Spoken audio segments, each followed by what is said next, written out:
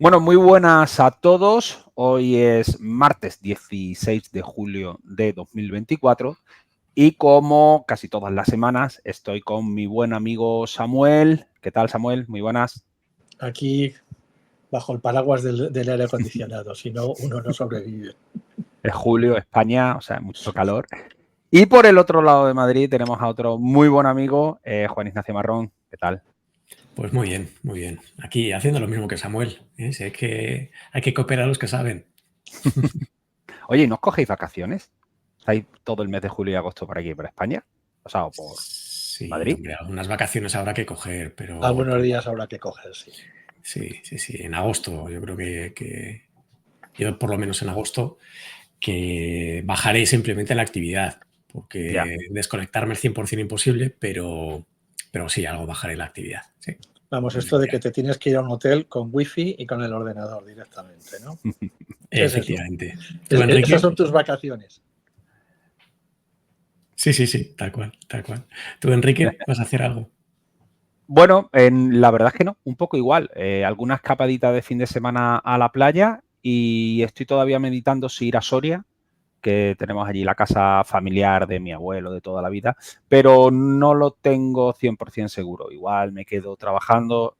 Estoy terminando un libro que ya creo lo he comentado alguna vez, ahí peleándome con la revisión y también con un curso de Python, que mira, que hilo ya con cuál iba a ser un poquito el tema de la grabación de hoy o del directo de hoy, que es precisamente a raíz del curso que estoy realizando de programación de Python.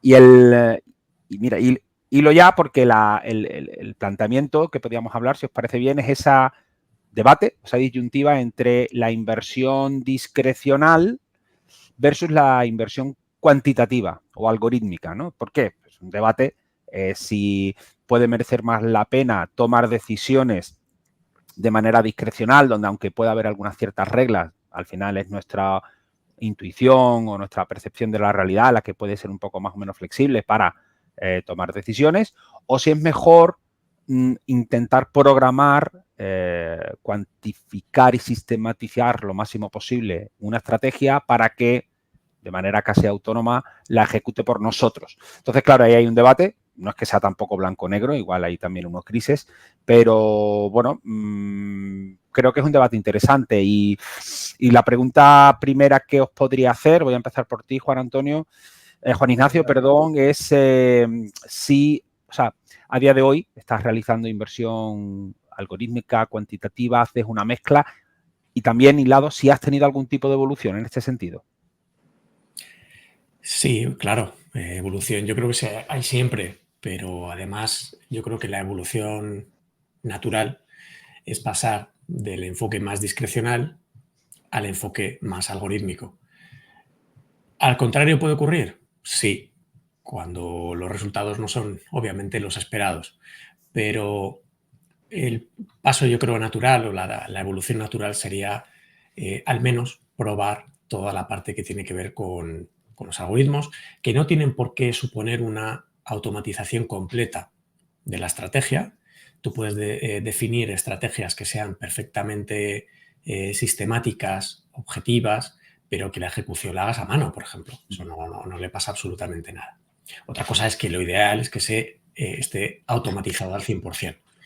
Las ventajas y los inconvenientes de un sistema discrecional y de un sistema, si quieres, algorítmico, pues son bastante evidentes. La parte discrecional, digamos que yo te diría que el principal problema que yo lo encuentro es que realmente, por muy sistemático que seas en la recogida de información, nunca vas a saber realmente por qué gana o pierde tu sistema.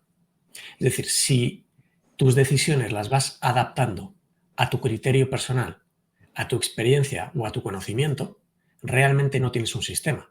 Tienes simplemente unas decisiones basadas en tu intuición, en tus conocimientos, en tu experiencia, pero que eso es muy difícilmente trasladable a un sistema realmente automático. Eso te lleva a que las estadísticas que tú generes están directamente condicionadas, sesgadas por tu propia experiencia. Con lo cual, al final, realmente dices, bueno, ¿las estadísticas que yo genero con mi forma de operar son fiables?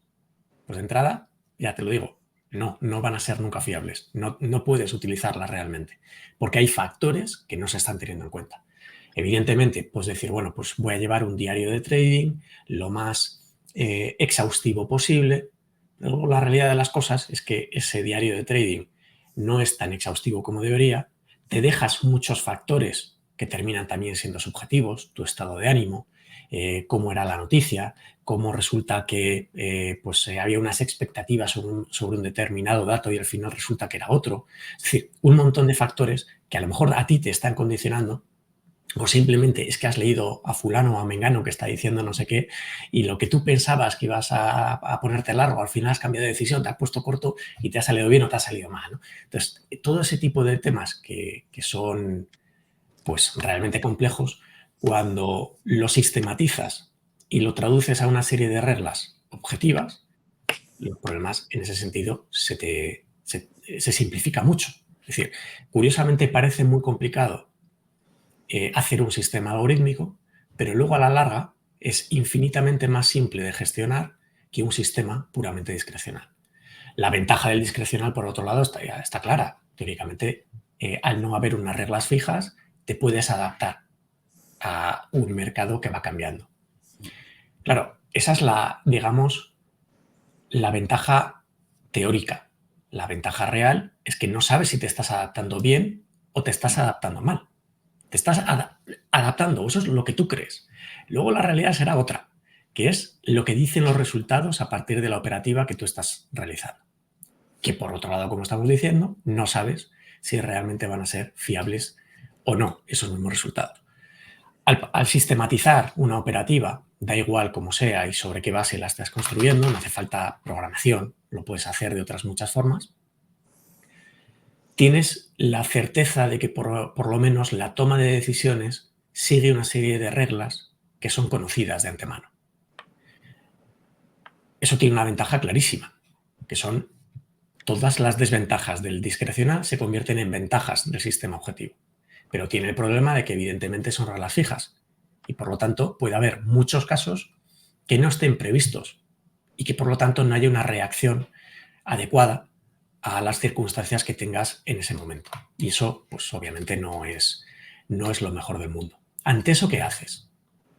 Pues ante eso te quedan dos opciones. O no haces nada o tratas de incorporar factores que hasta ese momento no habías considerado, tratando de, evidentemente, sistematizándolos previamente y que pasen a formar parte de esas reglas que hasta ese momento no contemplaban todas esas variables nuevas que a partir de ahora sí estás introduciendo. Con lo cual hay un proceso de mejora continua, pero haces un proceso de mejora continua sobre una base que ya tienes previamente sistematizada. Claro, si a mí me dices, tú, ¿qué prefieres? Digo, pues, en este caso, Enrique, yo lo tengo muy claro. Yo prefiero el enfoque objetivo, porque aunque pueda tener limitaciones, las ventajas que yo le encuentro, para mí y para la forma en la que yo entiendo los mercados, superan con creces las desventajas en términos de limitaciones que te puedes encontrar en determinadas reglas. De hecho, la metodología de inversores institucionales busca que cualquiera pueda implementar una metodología objetiva basada en reglas totalmente abiertas y compartidas y conocidas por todos los que quieran aproximarse, porque son en abierto, no lo hacemos tal cual, ya lo sabéis, y te permite tomar tus propias decisiones, combinándolo incluso con cualquier otro enfoque, como tienen muchos de los miembros del canal. Yo lo desconozco, cómo lo integran y cómo lo utilizan, pero al menos les da una base objetiva de cómo analizar el mercado. Y eso te quita la presión de tus emociones, de tu estado de ánimo, de tus errores, de la responsabilidad de a ver si me voy a equivocar. Todo eso lo quitas. Y para mí, pues desde luego, es una cantidad de presión y de estrés que a mí, desde luego, me compensa comparado con la otra alternativa. Samuel.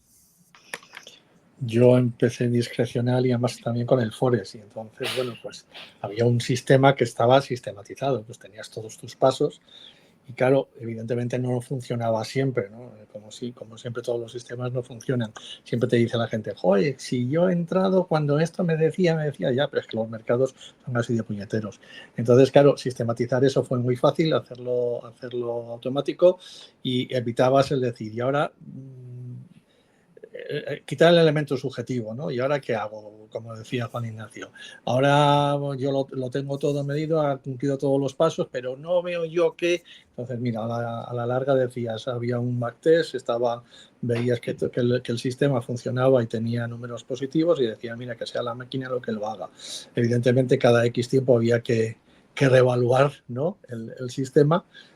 Y ya está. Lo que pasa es que también me gustaría saber cuál es la diferencia entre el trading algorítmico que se suele hacer por ahí y el trading algorítmico de verdad que hacen en las grandes casas, ¿no? En Renaissance, que es el del fondo Medallion, ¿no? Pues si queréis entrar alguna vez, ¿no? En la página te pregunta qué es lo que quieres hacer tú, qué es lo que quieres hacer tú en ese fondo, y si quieres entrar, pues preguntas preguntas a la gente, y ellos, si te les convences, pues te dan paso para entrar. Lo que quería deciros es que miréis a los trabajos que piden. Todos son PhD en física, en matemáticas, ¿no? A los ingenieros los quieren para sistematizar procedimientos, nada más. Entonces, claro, hay que reconocer también qué diferencia hay entre esos trading algorítmicos. El trading algorítmico que suele hacer la gente es coger pues, los RSIs, o coger los MACD, o coger algo así por el estilo, o un Bollinger, y venga, vamos a ver qué es lo que pasa. Juan Ignacio va algo más allá, tiene series, ¿no? Analiza series, o sea que ya mete un componente econométrico que es bastante importante, ¿no? Entonces, bueno, pues habría que distinguir en eso. Si tú haces el análisis econométrico, ahí yo creo que quita sugestividad, porque como decía él, si tú tienes datos objetivos, son los que son y ya está. Entonces, creo que también tenías, Juan Ignacio, estos días el de la subjetividad a la hora de entrar, ¿no? Y los miedos, que hablaba la gente. Entonces, el sistema lo que hace es quitarte esos miedos. Tú tienes un sistema, confías en él y adelante, ya está. Y no hace falta que esperes. Entonces, lo que yo no concibo es que alguien intente hacer algo discrecional, pero algo algorítmico, y luego al final no vea que ni uno ni lo otro, ¿no? Y como decías tú antes, Juan Ignacio, el que estar cambiando los factores, estar cambiando todo, al final no vas a llegar a ninguna parte. Entonces, sí que soy partidario de esa sistematización si tienes las reglas del juego claras. Si no tienes las reglas del juego claras, y ahora yo creo que esto va a subir, ahora yo creo que esto va a bajar. Evidentemente eso es lo que no puedes hacer, y eso es lo que intentas evitar al trading discrecional con el trading algorítmico. Es decir, se deben cumplir esta serie de requisitos, se deben de cumplir esta serie de pautas, y lo que haces es, de manera objetiva, intentar eliminar ese sesgo de programador que también podría ser importante. Sí, yo ahí también, por compartir mi experiencia personal, que va un poco en la línea de lo que habéis comentado los dos, ¿no? Yo creo que la evolución natural es empezar por discrecional, y luego, a medida que vas aprendiendo y la experiencia y las cicatrices, pues empiezas a querer cosas más sistematizadas, ¿no? Yo, claro, la ventaja de lo discrecional es verdad que cuando estás en un momento de fluir con el mercado, que se podría llamar así, ¿no? Yo he tenido temporadas bastante amplias de operar de manera totalmente discrecional, y además en intradía. La verdad es que, bueno, esa intuición, por llamarlo de alguna manera, pero intuición basada en conocimiento, en experiencia, etcétera, puede ser muy ventajosa, sin duda, ¿no? Porque te da ese olfato difícil a veces de definir, que te puede, bueno, ayudar a tomar muy buenas decisiones y buenas operaciones, etcétera.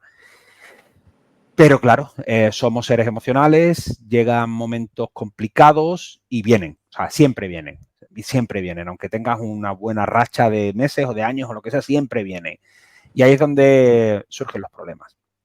Y claro, ahí yo creo que surge la necesidad de sistematizar, ¿no? En mayor o menor medida, porque, claro, puedes establecer líneas rojas donde dentro de esas líneas rojas tengas un cierto margen de discrecionalidad. Yo eso lo veo bien, pero no te saltes esas líneas rojas porque entonces estás de nuevo intentando, pues no sé, confiar en esa intuición que sirve para muchos aspectos de la vida. La intuición es un arma muy poderosa, pero para el tema de especulación también hay otros sesgos, otros problemas que distorsionan o interfieren y al final pues puede salir mal, ¿no? Yo, por abrir otro elemento de debate, el tema de la sistematización o el trading algorítmico o la inversión cuantitativa, la veo también interesante a la hora de los fondos de inversión, la gestión profesional, ¿no? Porque cuando uno está desde la postura del inversor particular que invierte en fondos de inversión, yo creo que tener un gestor profesional que sea relativamente sistemático, ¿vale? Dentro de eso, yo creo que es positivo. ¿Por qué? Porque si es un gestor profesional en el que tú confías, pero es totalmente discrecional, en el sentido de que, bueno, tiene mucho conocimiento, por ejemplo, de value investing y es un tipo capaz de encontrar muy buenas oportunidades de inversión, grandes empresas en situaciones especiales, etcétera. Sí, a lo mejor su conocimiento es extraordinario, pero de nuevo está dentro de un contexto de discrecionalidad un poquito peligroso, porque primero, porque se puede equivocar, efectivamente puede tener sesgos de pensar que una empresa está en una situación X, pero eso cambia y a lo mejor su sesgo, ¿no? de seguir anclado a su idea no le hace reaccionar y a lo mejor liquidar esa posición, etcétera, y proteger el patrimonio de los partícipes. Pero es que también puede haber un cierto efecto de obsolescencia del propio gestor, es decir, que no sea capaz de evolucionar con el mundo. Por ejemplo, podría ser Warren Buffett, que no entendía Apple al principio. Era una inversión que parecía que lo consideraba tecnológica, luego ya empezó a invertir en Apple y es uno de los mayores accionistas de Apple, pero puede ser que un gestor, por muy bueno que sea, llegue un momento en que no sea capaz de entender el mundo que vamos a tener dentro de 5 o 10 años. O sea, esa adaptación sea más lenta o no sea lo precisa que debería ser, ¿no? Si tienen, en cierto modo, una estructura de trabajo más o menos sistemática, con ciertas líneas donde sabemos que se va a mover en ese sentido, yo eso creo que como partícipe te da mucha confianza y mucha certidumbre sobre lo que va a hacer ese gestor, ¿vale? Sabiendo que, ya digo, se mueve en una dirección que tiene sentido, que tiene unas líneas rojas. Hay veces que los gestores más discrecionales, dentro de ese a lo mejor concepto del value investing, trazan unas líneas rojas, ¿no? Bastante importantes. O sea, pues yo no quiero empresas que tengan deuda o que tengan tal. O sea, yo marco las características de cuáles van a ser mis inversiones tipo. Bueno, en cierto modo están siendo algo sistemáticos, están marcando ese carril, ¿no? Esa autopista por la que se van a mover. Pero bueno, creo que hay que tener cuidado, incluso desde el punto de vista del inversor que confía en gestores profesionales. Y también veo un elemento negativo, que el gestor profesional, aunque sea sistemático, tenga su forma de invertir totalmente en una caja negra. Porque entonces realmente no sabes lo que estás haciendo, ¿no? Y pongo el ejemplo de Gene Simons, ¿no? O Gene Simmons. Obviamente la rentabilidad que obtuvo él en vida fueron brutales, ¿no? No hay nada que achacarle ahí, pero era una caja negra. Entonces, claro, tú como inversor o como partícipe de su fondo, en este caso concreto, pues te ha ido muy bien y has tenido mucha suerte. Pero claro, no sabes realmente lo que está haciendo, por muy sistemático que sea. Y eso también genera, yo creo, que una incertidumbre sobre lo que puede pasar, incluso en el caso de que él fallezca, ¿no? ¿Qué va a pasar con mi dinero? Porque si muere él y muere la caja negra, ¿cómo arreglamos esto, no? Entonces, bueno, no lo sé. Yo creo, mi postura es que hay que tender a la sistematización, no sé si decirlo así, o al trading más cuantitativo. Que, ojo, una inversión indexada, desde mi punto de vista, también sería sistemática. Invierto en un factor, market cap. O sea, más concreto que eso. Espera, creo que estás en mute, ¿eh? Daros a mute, vale, cuando queráis.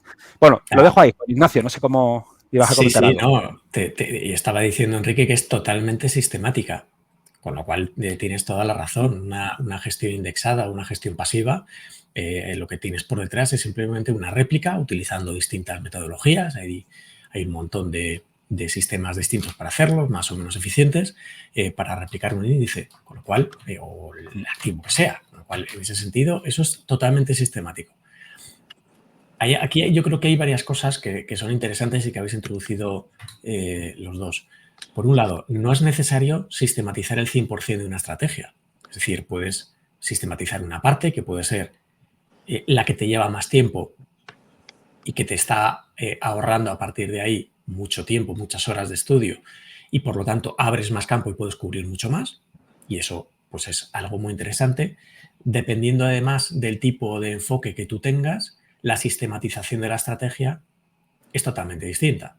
Por ejemplo, si tú quieres sistematizar un enfoque tipo Value Investing, lo que vas a hacer es, primero, vas a utilizar bases de datos distintas. Vas a utilizar fuentes relacionadas con el balance, con la pérdida, con la cuenta de pérdidas y ganancias, con los cash flows de las compañías. Vas a ver cuál es la composición del accionariado y las variaciones que hay en la composición del accionariado. ¿Qué está sucediendo, por ejemplo, con el insider trading, los insider traders, ¿no? Si están vendiendo o están comprando los directivos de las compañías. Es decir, puedes sistematizar todo eso. Pero claro, eso no tiene nada que ver con ese trading algorítmico, como bien apuntaba Samuel, que es lo que tiene todo el mundo en la cabeza, que es efectivamente aplico 1, 2 o 25 indicadores diferentes que además son todos transformaciones del precio o transformaciones del volumen, para con eso hacer una serie de backtest que me dan la idea, la seguridad, y digo seguridad entre comillas, de que la falsa seguridad, en definitiva, de que lo que yo estoy planteando en términos de reglas me va a generar un resultado que aparentemente es muy bueno. Incluso hago un cross-validation a partir de la segmentación de todas la serie sobre la que estoy haciendo el backtest para comprobar que efectivamente los resultados son estables. Y cuando lo implementas en la práctica, te das cuenta de que empieza más o menos funcionando y deja de funcionar. Y no sabes ni cuándo ni por qué. Entonces, claro, lo que estaba diciendo Samuel es muy interesante. Desde luego en Renaissance no utilizan, porque eso lo ha dicho James Simons, lo ha dicho varias veces en múltiples entrevistas, no utilizan precisamente el precio y el volumen, sino que utilizan miles de bases de datos diferentes que complementan la información del precio y del volumen. O sea, además, mira, curiosamente esta misma mañana, en el vídeo que se me ha ido más de las manos por duración, porque no tenía que fuera tan largo, estaba hablando de este tema. Sí. Y lo que estaba diciendo es que había una serie de autores, o sea, premios Nobel, o sea, estamos hablando de French, estamos hablando de Fama, estamos hablando de McKinley, que demostraron en los años 70 que el mercado no tiene memoria. Es decir, el precio no tiene información que te ayuda a predecir lo que va a suceder a continuación. Eso ya está demostrado matemáticamente. Entonces, cualquier persona que quiera de verdad aproximarse al sistema, a cualquier sistema algorítmico, si de verdad quiere utilizar indicadores, yo creo que el primer ejercicio que debería plantearse es tratar de refutar lo que demostraron estos tres autores en los años 70. Y si no es capaz de refutarlo, al menos tener en cuenta que las conclusiones a las que ellos llegaron es que el precio no te va a ayudar a tratar de conseguir en el medio y largo plazo resultados sostenibles. Por lo tanto, mucho cuidado con basar la sistematización de estrategias en precio y en volumen, porque por sí mismas no encierran información que puedas utilizar a futuro de forma exitosa. Te puede servir durante un periodo de tiempo concreto, pero va a dejar de funcionar por esa heterocedasticidad de las series económicas y fundamentalmente de los activos financieros. Entonces, complementarlo con información adicional, con fuentes de datos externas, yo creo que es muy bueno. Entonces, a partir de ahí, el enfoque de cada uno pues tiene que ser el que ellos consideren, en el que se encuentren más cómodos. Y una combinación de enfoque objetivo sistemático con un enfoque discrecional es perfectamente posible. Oye, pero sabiendo evidentemente las limitaciones que tenemos, ¿no?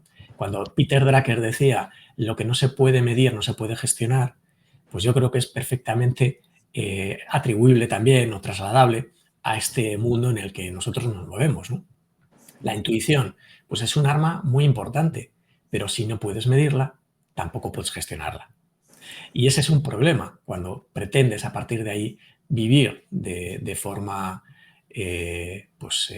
no sé si cómoda, pero al menos vivir de tu operativa en el trading, sobre todo si la basas en la intuición. Entonces, tu comentario, y con esto termino, Enrique, no me quiero enrollar ni acaparar la conversación. Tu comentario de un inversor profesional debe tender a la sistematización es que no cabe otro camino posible. Si de verdad quieres ser un profesional en este mundo y, desde luego, en los fondos, da igual si estamos hablando de gestión pasiva o de gestión activa, si no hay una sistemática por detrás, es difícil que los resultados se puedan mantener. Fíjate que decíais lo de automatizar a medias, ¿no?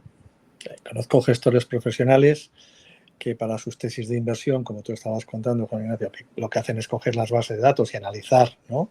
Ayudarles a analizar, porque son gestores value, ¿eh? Y entonces ellos hacen con esas tesis de inversión, hacen su asset allocation. Pero ya han utilizado esas bases de datos para automatizar. Y luego tienen otro sistema que metiéndole ese asset allocation, lo que te va a decir es cuándo tienen que entrar o cuándo tienen que salir los valores de la cartera. Pero curiosamente, todas las entradas y salidas de la cartera las hacen a mano. O sea, podrían automatizarlas con Bloomberg, pero las hacen a mano. Y entonces, claro, están recibiendo correos y enviando correos, ¿no?, a Bloomberg para...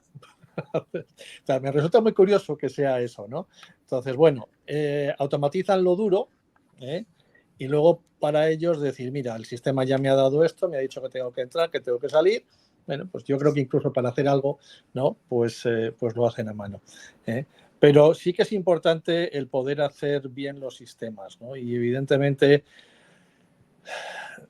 como decía Juan Ignacio, basar todo, porque las medias están basadas en el precio, el MACD está basado en el precio, el RSI está basado en el precio. Entonces, a lo que se le está llamando trading algorítmico para los traders retail, pues evidentemente dista mucho de lo que es el trading algoritmíco de los grandes bancos. Yo que empecé como quant, ¿no?, hace muchísimos años, engañado por la ecuación de transferencia del calor, que sirve para calcular la prima de una opción, es decir, el precio de una call o una put de Black-Scholes. Y si tú ves Black-Scholes, es una ecuación de transferencia del calor. Una ecuación en derivadas parciales, ¿no?, de segundo grado, que lo que te hacen es, pues eso, calcular el precio. Entonces, llegas así y dices, wow. Entonces, claro, te meten en un banco y dices, ala, tú eres quant. Y dices, ¿que soy qué? Y estamos hablando de los años, de mediados de los 90, ¿no? Y decías, ¿que soy qué? ¿Cuá? ¿Qué? Entonces, al final tú estabas allí y lo que estabas haciendo era hacer modelos de control de riesgos, hacer modelos de proyección, y evidentemente yo no tenía ni idea de lo que era un RSI, un MACD, ni nada por el estilo. Es decir, nos contrataron porque teníamos buena base. Yo como ingeniero teníamos buenas bases en econometría y en análisis de series y en análisis de volatilidad, y ahí estaba. Entonces, bueno, pues evidentemente los trading algorítmicos que utilizan los de high frequency trading es eso. Tú metes el sistema, a ver, no me he ido, no. Tú metes el sistema, ¿no?, y tú ejecutas, y te da igual lo que sea. Tú ejecutas y ya está, te salga bien o te salga mal. ¿Por qué? Porque estás haciendo un modelo que sabes que en media te va a ganar. Entonces te da exactamente lo mismo. Además, hacer scalping o hacer esto frente a un high frequency trading, que encima tiene una comunicación mucho más directa que la nuestra, porque sus ordenadores los colocan al otro lado de la calle del ordenador principal, pues evidentemente estamos luchando es David contra Goliat, ¿no? Entonces, habría que matizar qué es eso del trading algorítmico, tanto el profesional como el no profesional, ¿no? Y entonces hay un abismo, ha habido siempre un abismo entre uno y otro. Yo aquí, bueno, querría también, ¿no?, por agregar algo, A ver, yo creo que efectivamente hay una diferencia entre el trading algorítmico pro y el amateur, ¿no? Y ambos pueden entrar en el sesgo de tener esa falsa seguridad, sensación de seguridad, ¿no? Sobre lo que se está haciendo. Y yo creo que en ese sentido, y no sé qué opinaréis, ¿no? Pero esto es una reflexión personal, el chartismo con indicadores que surge en la década de los 50, 60, al final creo que nace también como un pequeño síntoma o síndrome de inferioridad con respecto a lo de a la academia, ¿no? La academia en aquellos años estaba metiendo todo el tema de Markovich, carteras eficientes, etcétera. Y claro, el análisis técnico chartista con hombros, cabeza a hombros, pues se quedaba de alguna manera un poco ahí, ¿no? Ahí rinconado, y empiezan a aparecer una cantidad de propuestas de inversión a través de indicadores osciladores que hoy día hace que haya millones y millones de indicadores y osciladores que, como decía Juan Ignacio, al final están basados en precio y volumen, ¿no? Calculados de una manera u otra. Y, por lo tanto, creo que plantear a nivel retail trading algorítmico basado en estos indicadores, ojo, cuidado, porque también estamos partiendo igual, yo creo que de una mala concepción, ¿no? Luego sí que creo que la búsqueda de patrones, ya sea utilizando precio, volumen o otra información y tal, lo que son patrones como tal, creo que solo se pueden hacer a nivel gran institución. Un inversor retail creo que tiene que confeccionar un sistema sistemático algorítmico que esté fundamentado en aspectos lógicos de economía o de empresa, que tenga una lógica detrás, y sobre eso planteas unas normas. Te digo, macro o micro, pero tiene que tener una lógica, un fundamento, y sobre eso estableces reglas, porque jugar a buscar patrones en el muy corto plazo, estás luchando con las grandes máquinas de estas grandes gestoras que están al lado de la bolsa. Es muy complicado, creo yo. O sea, no digo que no se pueda hacer, ¿eh? No niego la mayor. Probablemente hay algún programador retail que es capaz de encontrar una ineficiencia, pero si solo buscas patrones, esa ineficiencia se puede desaparecer en cualquier momento. O debajo hay un fundamento en el que puedas confiar en el largo plazo, o yo creo que a nivel retail estás muerto.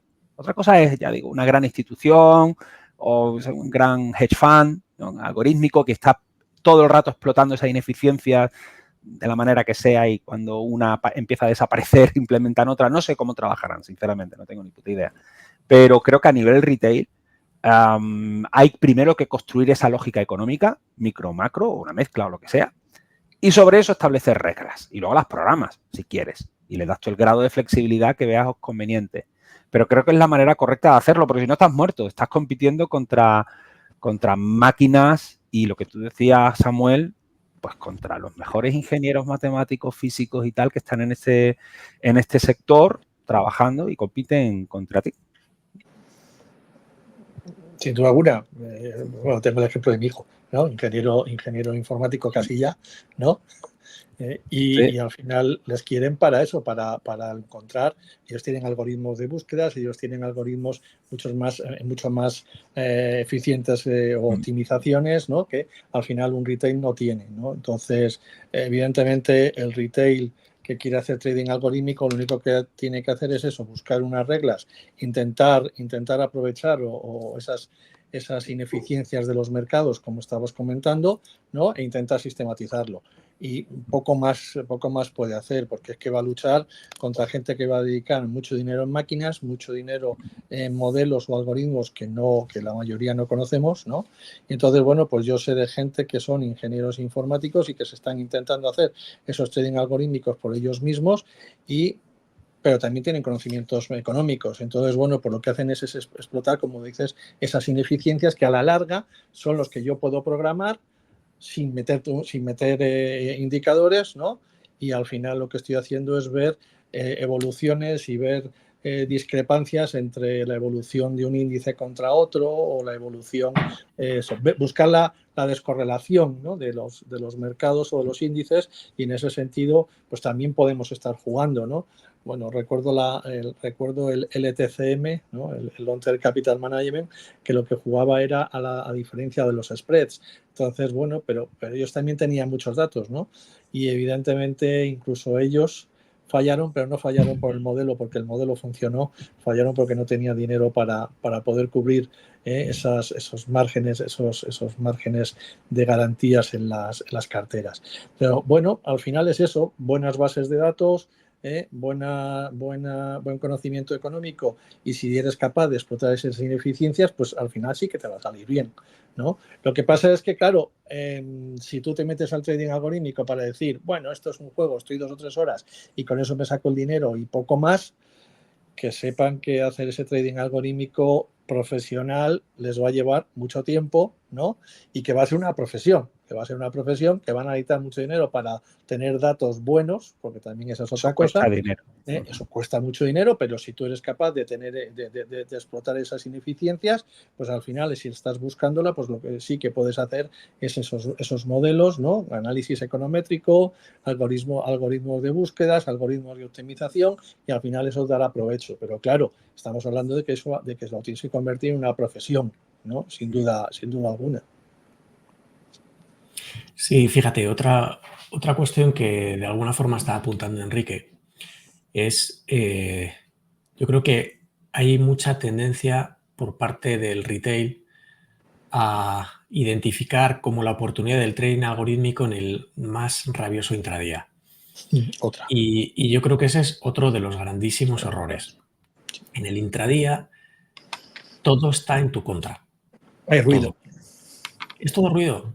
Y cuanto más bajes el time frame, mayor es el ruido. O sea, es que estadísticamente es así. Y de verdad yo invito a cualquiera a que haga el estudio de las funciones de distribución de las series a 1 minuto, a 5 minutos, a 15 minutos, a tic a tic, y que vea qué sucede y cómo son esas series. Y cuando subes a partir de día, a partir de semana, cómo se van comportando. Entonces, ese tipo de cosas que son el ABC de cualquier sistema que pretende sistematizar una estrategia, me temo que no lo hace, te diría que la grandísima mayoría, no me atrevo a dar un porcentaje, pero la grandísima mayoría no hace ese ejercicio. Es decir, asume que en el intradía es donde más dinero vas a ganar, donde menos riesgo estás asumiendo y donde mejor funcionan los algoritmos. Y no es verdad ninguna de esas 3 cosas. Ninguna de esas 3 cosas. Entonces... Perdóname que te haga ahí un pequeño inciso, pero sí, precisamente la narrativa que ellos mismos se lanzan para intentar justificar que el intradía es menos riesgoso que otras alternativas de largo plazo son, por una parte, que vas a dormir con las posiciones cerradas y que tienes los stops de protección.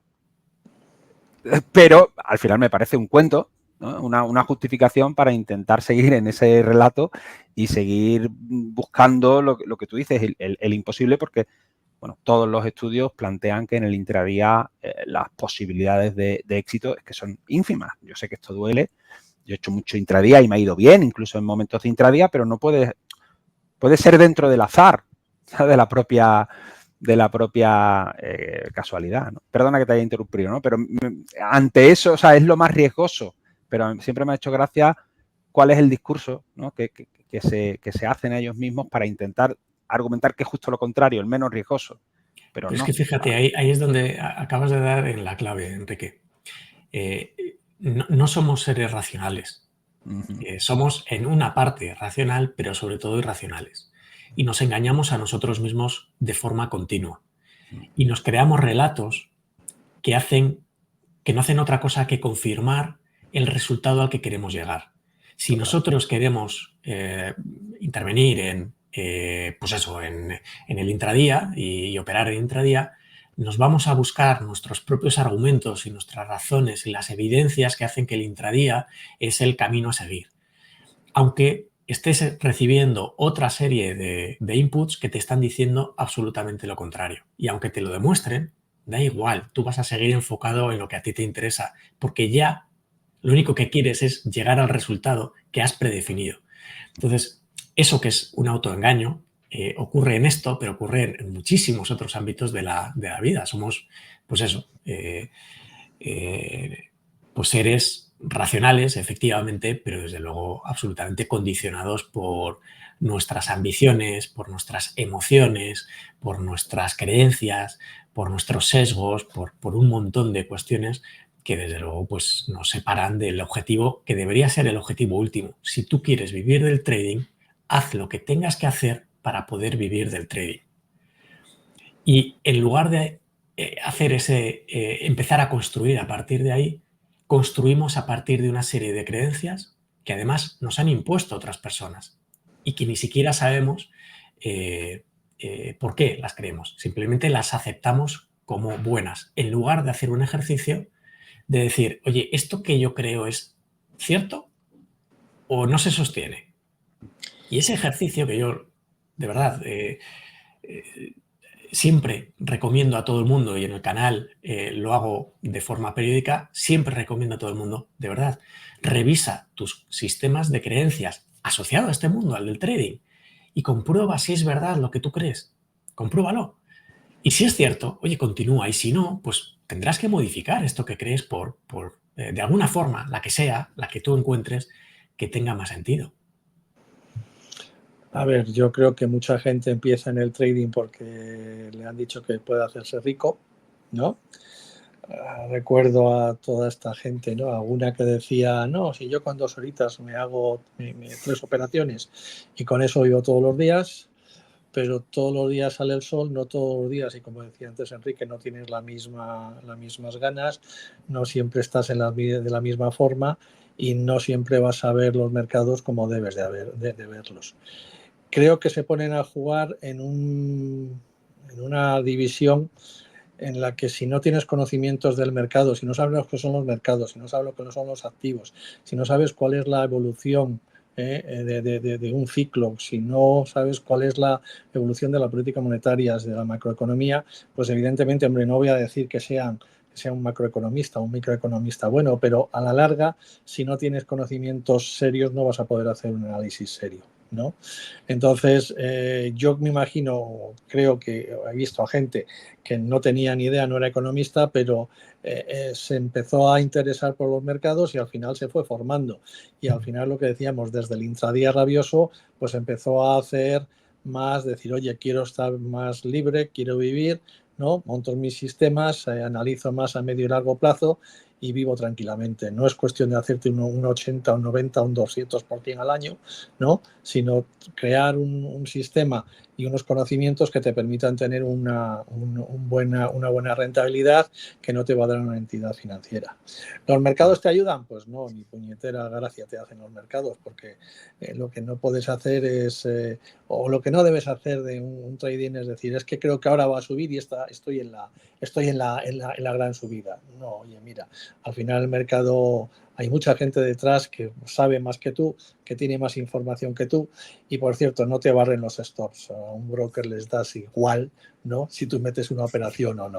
O sea que yo lo que creo es que más que trading automático o trading discrecional es formación, ¿no? Formación y, como dice Juan Ignacio, revisa tus creencias y al principio te puede ir bien, pero lo que tienes que hacer es ir evolucionando con el paso del tiempo e ir cambiando y ser más inversor que especulador. Oye, yo os quería hacer un pequeño atraco porque al final la charla de hoy no estaba preparada, ha sido, de improvisada. Oye, hablamos de esto y tal. Y bueno, simplemente cada uno saca la opinión que tiene, pues ahí de alguna manera reflexionada de hace mucho tiempo. Pero aún así, me gustaría preguntaros sobre, ya digo, sabiendo que no los habéis visto de manera exhausta, ¿no? Para poder compartirlo ahora con todo el que nos escuche, pero ¿cuáles diríais que son los principales problemas o los principales sesgos que se pueden presentar a la hora de sistematizar sistemas, estrategias de inversión cuantitativas, ¿vale? Porque no es todo al final, ¿no? Parece que estamos dibujando que la inversión sistemática es fantástica, que no es así, pero bueno, se podría derivar, como hemos hecho una cierta crítica a lo discrecional, se podría deducir que lo otro es maravilloso. Y no, al final también hay muchos problemas, inconvenientes que pueden surgir de la propia data o de la manera de los sesgos que tenemos nosotros también como inversores, ¿no? Que son muchos. Y bueno, ¿cuál diríais que pueden ser los más importantes? Si quieres, empiezo por ti, Juan Ignacio, bueno, Samuel, me da igual. Yo solo veo uno, y es lo que hemos estado hablando. Si no tienes un sistema, poco puedes automatizar. Y no tienes un conocimiento de los mercados, poco puedes sistematizar. O sea, el primer problema sería que el sistema en sí no te hace nada si no tienes una buena idea. Por resumir de alguna manera, no, da igual que sistematices. Da igual, o sea, da igual hay que empezar por un buen planteamiento, buen conocimiento, modelo, para de ahí modelo, luego ya veremos si se puede sistematizar. Digamos que para muchos retails un buen sistema algorítmico es aquel que ha funcionado o que tú tienes la base para funcionar de manera discrecional. Si no, evidentemente no tienes nada. Vale, pero partiendo de la base que tenemos una idea interesante para explotar, ¿vale? Y la queremos de alguna manera llevar a la práctica. ¿Qué problemas nos empezamos a encontrar cuando empezamos a crear sistemas? Así Pues, que Ignacio, venga, alguno, ¿eh? No quiero que sea ahora un listado exhaustivo, pero ya digo, porque si no lo hubiéramos preparado un poco y lo hacemos aquí como... Pero bueno, a mí se me ocurre alguno, por compartirlo, probablemente lleguemos a los mismos. O sea, como problemas, como algo distinto y separado de sesgos, pero bueno, que en el fondo todo está relacionado. El primer problema es la disponibilidad de los datos. Datos de calidad. Es decir, datos hay muchísimos, pero datos buenos no hay tantos. Y simplemente centrándonos en lo que todo el mundo tiene en la cabeza, que es precio y volumen. Muchas veces se crean sistemas con datos que ni siquiera son oficiales, con lo cual al final pues te encuentras con muchísimos problemas. Muchos de esos datos luego tienen ajustes. Por ejemplo, cuando estás operando con derivados, las series históricas tienen ajustes. Y esos ajustes te están afectando a lo que tú has entrenado frente al histórico que tú estás viendo, por ejemplo. Con lo cual también tiene otros problemas por ahí. Uno de los grandes problemas que yo le veo cuando la gente se aproxima, porque ya además yo he pasado también por ahí, porque todo esto lo hablo desde la experiencia, no lo hablo desde la teoría, ¿no? Y lo que dicen los libros. Y por eso además mi planteamiento a día de hoy es el extremo opuesto, es el de la optimización de parámetros, porque eso te lleva al overfitting, que es uno de los grandes sesgos que puedes encontrar a la hora de sistematizar una estrategia de trading con el sistema que tú quieras. Además lo puedes hacer utilizando reglas totalmente fijas, lo puedes hacer utilizando Machine Learning, Deep Learning, todo lo que tú quieras. Vas a llegar a lo mismo, que puedes llegar a un problema de overfitting. El overfitting es un sobreajuste, es decir, te estás pasando de la raya, estás sobreoptimizando los parámetros. Con lo cual, al final, la realidad es que cuando lo aplicas sobre una serie que no es conocida, esos parámetros no son los más adecuados y, por lo tanto, no funcionan. ¿Por qué yo digo que ahora estoy en el extremo opuesto? Es que yo todo lo que hago, y la propia metodología de inversores institucionales, no tiene parámetros. Los evito porque no quiero que dependa el resultado de la estrategia de si cambio un parámetro, lo subo el valor o bajo el valor. Si hago eso, tengo un problema, porque de nuevo estamos ante el problema de la heterocedasticidad.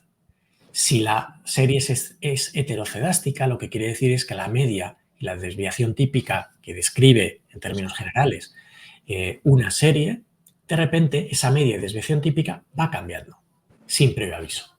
Con lo cual, evidentemente, si yo estoy utilizando unos parámetros que he optimizado para unas características de media y desviación típica y ahora estas cambian, esos parámetros ya no sirven. Precisamente por eso, yo todo lo que hago es evitar al 100%, no es que tenga uno o dos parámetros, no tengo ninguno.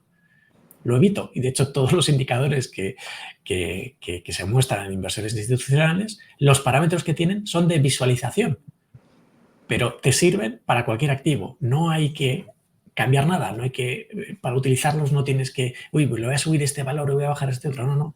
Los parámetros que hay son de visualización, pero no para llegar a las conclusiones de la propia metodología, ¿no? El overfitting para mí es el grandísimo problema. Luego hay yo aquí pondría, sí, perdónate, ahora comentas el siguiente, pero por un ejemplo que creo que va en esta línea, no sé si estaré equivocado, pero es como si uno está mirando un gráfico de una acción y dice, voy a poner una media móvil a ver cuál es la que mejor se ajusta a las correcciones del precio, ¿no? Y prueba con la de 200, con la de 50 y tal, y de pronto dice, coño, la de 36 va perfecta, me indica perfectamente los momentos de las correcciones y tal. Pues ya está. Lo único que tengo que hacer es implementar un sistema donde cada vez que el precio toque la media de 36, pues voy a comprar. Acabas de sobreoptimizar o acabas de forzar las reglas solo a la muestra que tú tienes, pero eso no es extrapolable, ¿no? Básicamente sería un ejemplo muy visual de precio. Y perdona que te haya interrumpido, ¿no? Pero por cerrar con un pequeño ejemplo, ese sesgo, ¿no? Un ejemplo, y yo creo que todos los que hemos sufrido econometría lo tenemos, ¿no? Yo tenía un profesor que decía que era capaz de modelizar el precio del trigo desde el año 1200 hasta la actualidad, porque había encontrado precios en libros, no sé qué, y había hecho un modelo que clavaba perfectamente el precio. Su utilidad, cero, o sea, era overfitting total, ¿no? Se había sobreparametrizado y no servía absolutamente para nada. A mí me interesa obtener una variable exógena, a ver cuál es la tendencia y me vale. ¿Para qué quiero más? ¿No? Pero evidentemente ya digo que sí que tenemos muchos sesgos los que venimos de la econometría, ¿no? Y la heterocidasticidad nos mata, ¿no? O sea, la heterocidasticidad. Sí. Otro ejemplo sería, si hubiera invertido en Nvidia, hubiera hecho un sistema con Nvidia, Apple y tal, habría tenido... Hostia, que te estás ajustando justamente, haciendo un cherry picking.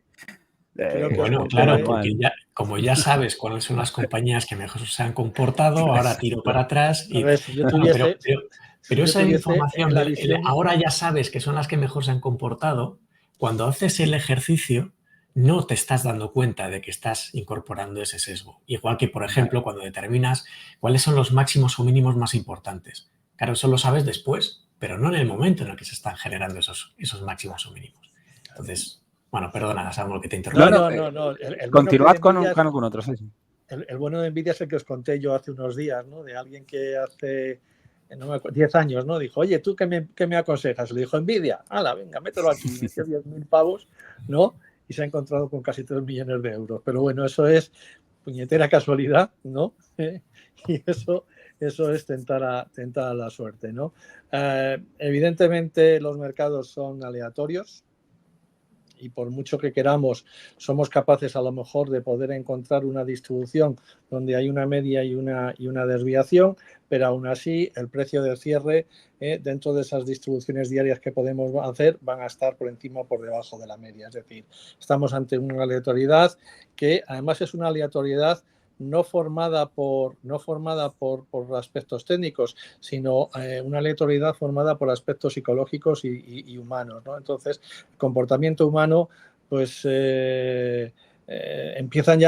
ahora ya empiezan a decir que hay una rotación y que las tecnológicas van a caer porque ya hay una rotación, porque vamos a ver, dices, bueno, espérate, vamos a ver qué leche si cambia algo o no cambia nada, ¿no? Es decir, en ese sentido tenemos unos mercados que tienen unas reglas, pero que tenemos unos participantes, sobre todo los retails, porque los profesionales lo tienen más claro, ¿no? de cuándo entrar o cuándo salir, cosas que evidentemente lo que estabais hablando, la información, la data, pues esa no las tenemos. Y estamos jugando en un mundo de información asimétrica, ¿no? Ellos se gastan muchísimo dinero, 20.000 euros lo que cuesta al año un Bloomberg, que no lo tenemos nosotros, y tampoco estoy diciendo que Bloomberg sea lo mejor, pero al final a lo mejor sí que tienes datos antes, ¿no? de antemano, o sí que es verdad que Bloomberg te va a permitir hacer análisis que evidentemente de otra manera no te lo iban a dar. Es decir, jugamos en un mundo aleatorio,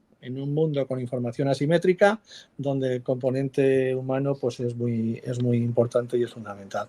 Es decir, justo las bases para no poder hacer mucha programación, a no ser que no utilices factores y utilices otro tipo de análisis de señales, que es lo que hacía Simmons, que como sabéis era un especialista en criptografía, y eso yo creo que un buen matemático, que creó incluso teoremas físicos, ¿no? Que yo creo que eso es lo que tiene papers y financió muchos proyectos de investigación en Latinoamérica también, en Estados Unidos.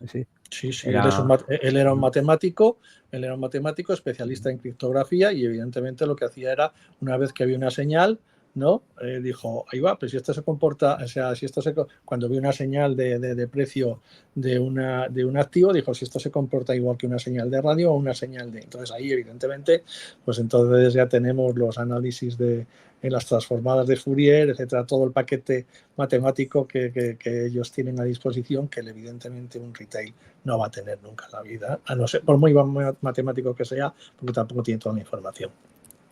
Yo siempre he pensado en ese funcionario de la SEC que tenía que revisar a Simon, lo mal que lo estaría pasando, ¿no? Porque si uno ve las rentabilidades tan extraordinarias, lo primero que tendría que pensar es a que hay un sistema Ponzi o algo. O sea, no tiene ningún tipo de sentido. O sea, Madoff, que tenía un sistema Ponzi, aseguraba o presentaba rentabilidades muchísimo más bajas que la de Simon. O sea, que parece mentira, ¿no? Que ese tipo haya conseguido, a ver, no sé si estoy equivocado, pero ya quitando comisión de éxito y tal, superaban de media el 50, 60.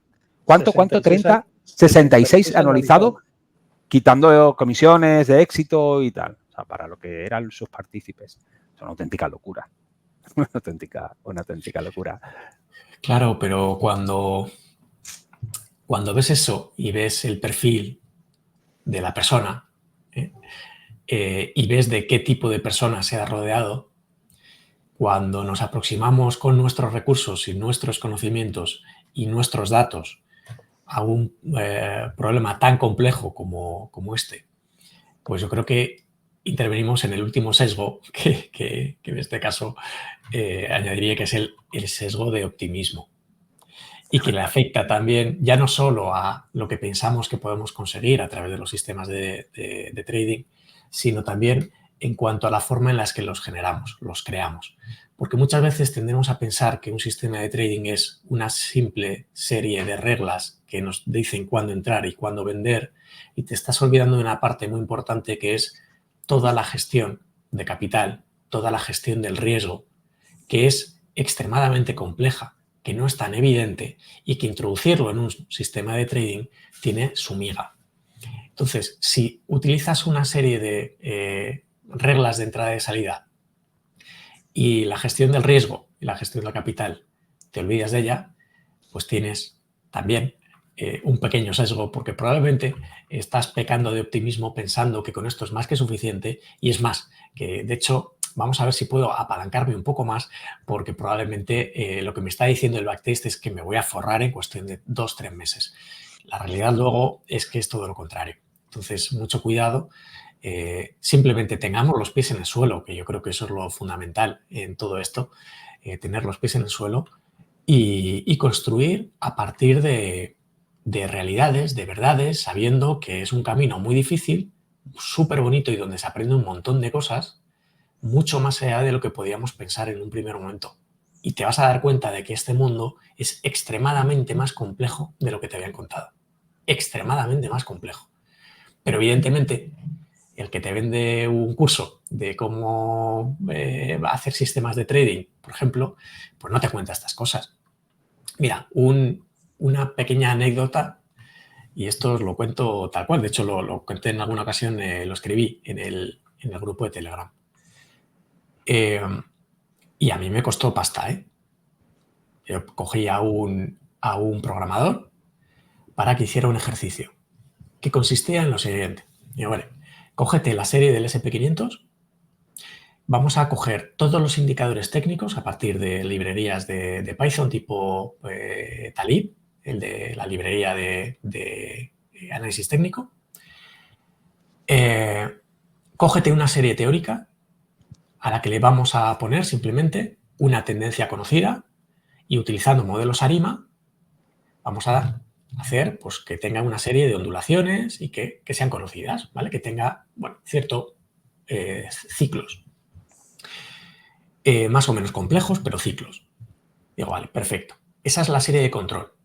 Digo, vamos a crear a partir de aquí, vamos a entrenar a través de algoritmos todos los que podamos de Machine Learning, de redes neuronales, vamos a aplicarlo también. Vamos a tratar de aprender la serie del SP500 y entrenar la serie conocida. El resultado fue clarísimo. Clarísimo. En la serie conocida, con uno de los indicadores técnicos que tú quisieras, el RSI, el MACD, el que tú quisieras, daba igual, solo con uno podías entrenar y acertar lo que ocurría a continuación en la serie que respondía a una tendencia y unos ciclos conocidos. Cuando eso lo aplicabas al SP500, el entrenamiento no superaba el 52-53%, y cuando lo aplicabas en una serie desconocida, lo que venía a continuación, no solo no ganaban dinero, sino que perdían. Y ojo, daba igual si lo entrenabas con un indicador, con 5, con 10 o con todos los indicadores disponibles en la librería. Simplemente no tenía capacidad de aprendizaje. Y esa es la prueba de la heterocelasticidad que mencionaba anteriormente. Pero esto explicado de forma práctica. Entonces, cuando esto te lo encuentras así, dices, ostras, que esto a mí no me lo han contado, que lo tengo que experimentar en mis propias carnes para ver que efectivamente las cosas no son tan fáciles. ¿Y eso por qué sucede? Pues simplemente porque la serie del SP500 es extremadamente más compleja y aunque tenga ciclos y tenga tendencias, van cambiando. Y no sabe cuándo. Que ese es el problema. La mano humana. La mano humana que hace lo que quiere, ¿no? Evidentemente. O sea, Sí. tienes grandes bancos de inversión que por lo que sea, a lo mejor pueden decidir que hay rotación de activos. Pues nada, vamos a rotar activos. Entonces, los pobrecillos tecnológicos se quedan, por muy bien que lo hagan, o por muy buenos que sean o necesarios que sean, pues si el institucional grande decide que rota, pues al final... Claro, pero es que es lógico. Por ejemplo, Samuel, elecciones americanas. Pues si es más probable que salga un candidato, pues vas a primar probablemente aquellos sectores que tú creas que van a verse más beneficiados. Por ejemplo. Es lógico. El candidato que puede venir va a ver que va a poner aranceles a China. Pues ya empiezas a partir de ahí, ¿no? Claro. Claro, es lo que hemos hablado muchas veces, descontamos expectativas y las expectativas están continuamente cambiando con la nueva información que se va construyendo y cómo la interpretamos, cuando además la información es asimétrica, ¿no? O sea, por eso es difícil. Es la acción humana, sí, no es una ciencia pura, si no sería más... Claro. Totalmente. Sí. Y yo por apuntar un sesgo, ¿no? Que también es muy habitual, a mí me gusta más la inversión cuantitativa basada en empresas, ¿no? En empresas. Entonces, claro, ahí tenemos un problema muy habitual en base de datos, que es lo que se conoce como sesgo de supervivencia, ¿no? que claro, que lo cambia todo, ¿no? Y dice, bueno, voy a crear un sistema basado en una serie de reglas que al final me construyan una cartera de buenas empresas y esas buenas empresas van a estar calibradas con estos parámetros, estos ratios financieros y tal, ¿no? Vale, muy bien. Y quiero hacer un backtesting. Lo que pasa es que las empresas que hoy tengo y que cumplen esos criterios, a lo mejor hace 5 años alguna de ellas no existía. O lo contrario, hace 5 años o 10 años o 15 años había empresas que estaban listadas y hoy el problema es que no aparecen en estos índices, simplemente porque estas bases de datos las van eliminando. Aquella que desaparece la eliminan. Que eso también pasa con los fondos de inversión.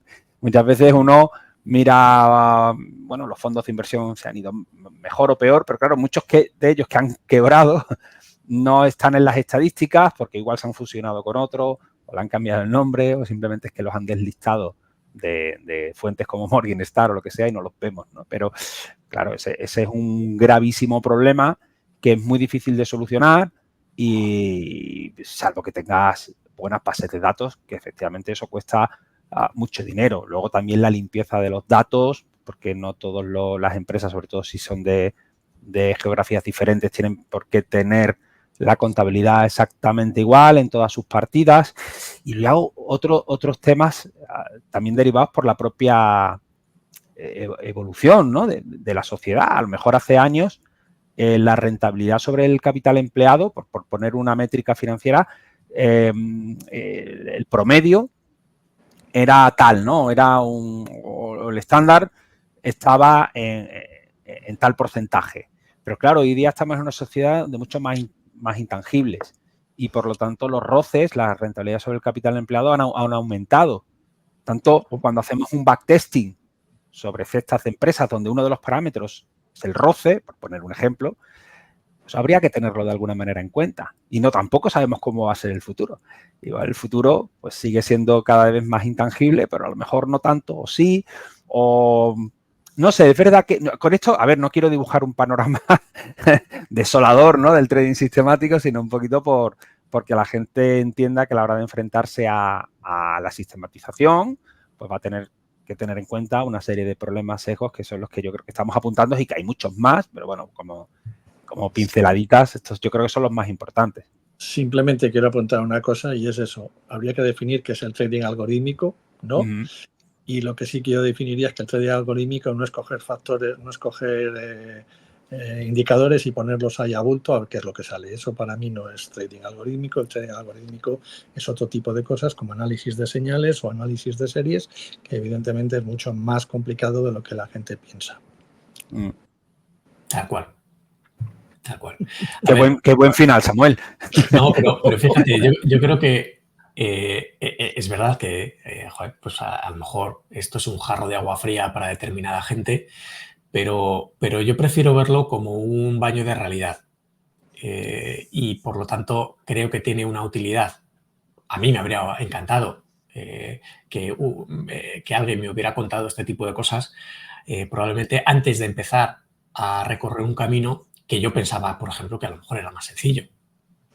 Entonces, pues oye, quiero creer que más allá de que pueda ser un jarro de agua fría para determinadas personas, que lo vean como algo positivo, que desde luego tiene la mejor intención por nuestra parte, pero simplemente compartir pues, la experiencia, los años de dedicación a un mundo que desde luego no es lo que la gente tiene en la cabeza con carácter general. Entre otras cosas, porque muchas veces tampoco tenemos el acceso a lo que realmente es necesario para poder empezar a plantearse un ejercicio como este de forma realmente seria. Con lo cual, pues, cualquier aproximación que se haga, pues entre comillas, es de andar por casa.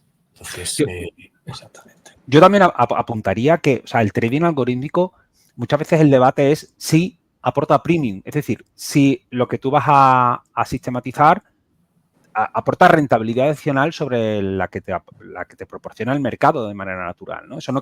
Con eso quiere decir que puede haber sistemas algorítmicos que sean rentables.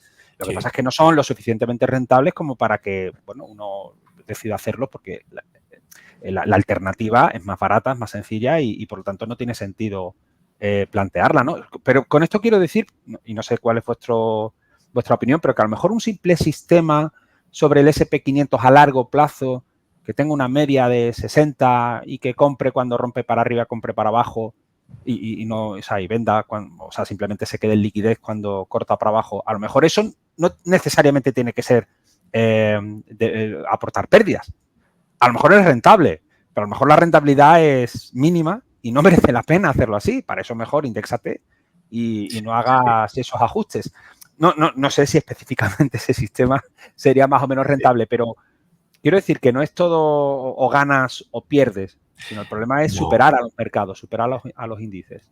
Y te digo más, es que se puede sistematizar prácticamente cualquier cosa. Por ejemplo, hoy Samuel ha compartido en el grupo que tenemos los tres un tema que es muy interesante, que por otro lado es conocido, pero que está bien, que es cuál es el comportamiento, y ojo, que en este caso es con antelación, no a posteriori, de el comportamiento que tienen las compañías antes de que se anuncie su entrada o su salida del índice en cuestión. Sistematizar eso cuando sabes las reglas que sigue el comité que decide cuándo una compañía entra o sale del IBEX 35 o cuando entra o sale una compañía del SP500, porque esas reglas con carácter general son conocidas. Puedes empezar a plantear, por ejemplo, oye, identifícame cuáles son los posibles candidatos para entrar o para salir. Eso, por ejemplo, es perfectamente sistematizable, es relativamente sencillo de hacer, relativamente sencillo, tiene sus dificultades, pero eso, por ejemplo, pues es una manera de tratar de aprovechar pues, no ineficiencia, sino, oye, comportamientos que en el largo plazo se ha visto que siguen teniendo un sentido. Y es lógico, tienen que ajustar los grandes fondos, el posicionamiento de estas compañías cuando salen, cuando van a dejar de estar en un índice o cuando van a entrar. Por lo tanto, evidentemente, eso va a tener un reflejo, sin duda, en la demanda o en la oferta de títulos de estas compañías. Bueno, pues eso que tiene una causa-efecto razonablemente lógica por detrás y con una motivación económica razonablemente lógica también por detrás, dices, bueno, ¿esto se puede sistematizar? Sí, pues bueno, pues vamos a hacerlo. Entonces, bueno, una idea de posible estrategia a sistematizar, probablemente diferente de las que tenemos todos en la cabeza, Claro. pero que tiene mucho sentido. De hecho, no es nueva, y hay gente que lo hace. Sí, yo Ventas, por eso incidía de ventas lo estacionales, importante.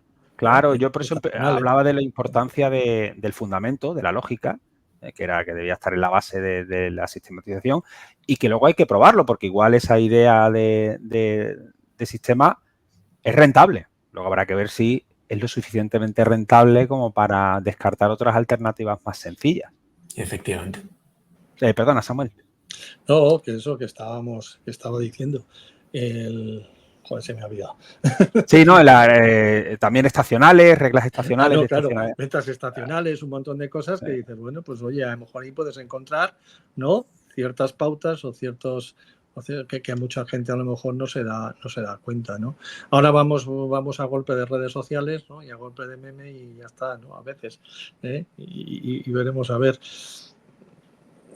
Es que el mercado puede ser tan voluble y hacer lo que quiera, y estar ante una noticia de una bajada de tipos, de una no bajada de tipos, nos hemos equivocado en la duración de las carteras y estamos perdiendo porque no han bajado tipos. Es decir, es que hay tantas cosas que a veces, si no tienes conocimiento de todas, pues es muy complicado meterse en ello, ¿no? Bueno, chicos, no sé si tenéis así algún último comentario sobre el debate. Yo creo que, bueno, seguramente se nos han quedado algunas cosas en el tintero. Aún así, creo que es interesante, porque muchos de los que nos estén oyendo seguramente hacen trading discrecional. Estoy convencidísimo. Y muchos otros igual hacen trading sistemático, algorítmico y tienen algo que comentar en comentarios o lo que sea aquí en YouTube.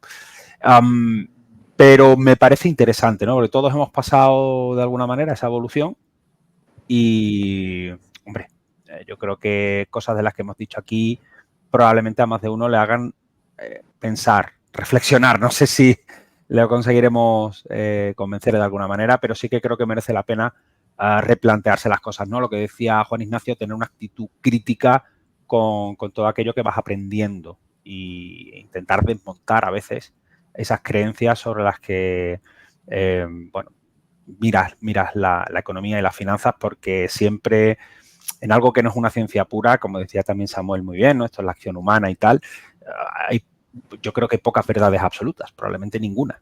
Entonces, bueno, ahí cada uno, siempre digo que al final lo bonito del mercado financiero es que tiene enfoques o acercamientos prácticamente para cada tipo de inversor, ¿no? El que es tremendamente tranquilo y tal, pues igual en carteras más o menos pasivas encuentra su solución. El que le encanta el reto de la programación, pues aquí tiene un montón con todo lo que hemos hablado, de ideas, o aquellos que son más cualitativos. Oye, que no se trata de descartar para nada, ¿no?, la inversión cualitativa, pero sí que puede tener algunos problemas que son los que yo creo que hemos comentado al principio. Y bueno, no me extiendo más. Samuel, ¿algún último comentario? Nada, simplemente que con esfuerzo y conocimientos, que Juan Ignacio va en ese camino, pues sí que puede sacar cosas. Sí. Juan Ignacio, ¿algún comentario? Pues fíjate, yo lo único que diría es que no pretendemos convencer a nadie.